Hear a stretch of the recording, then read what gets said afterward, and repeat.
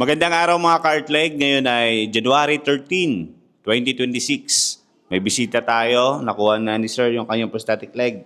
So kahapon, nagpasukat siya. So kamusta naman Sir ang feeling Sir ngayon sa bagong prosthetic leg na gawa po namin? So, alhamdulillah, okay naman. Kumpara sa mga nauna kong na-order, medyo comfortable talaga ako dito sa produkto niyo. Salamat po sa pagtitiwala ninyo sa amin Sir.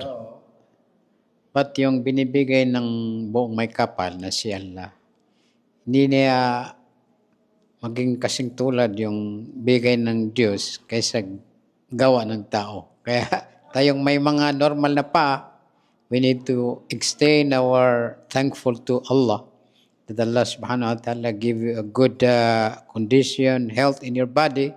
You worship Allah so much.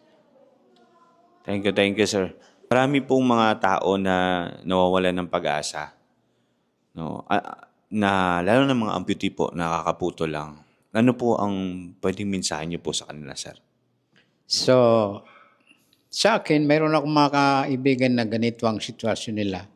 Pero this is the time to invite you to come in this clinic, artleg.ph. Kaya ngayon ko lang naramdam ang ganda ng produkto nila. Kaya kung makita-kita tayo, i-introduce ko sa inyo ang ganda na feel ko sa paa ko ngayon. So yon, kayo din, bigay kayo ng napakalalim pagmamahal sa mga tao, paano sila magkaroon ng magandang paglalakad kasi ito ay isang malaking biyaya ng Allah subhanahu wa ta'ala. So I would like to thank to Allah subhanahu wa ta'ala and this clinic to extend their struggle and sacrifice to support these people who have like this sickness, this kind of sickness.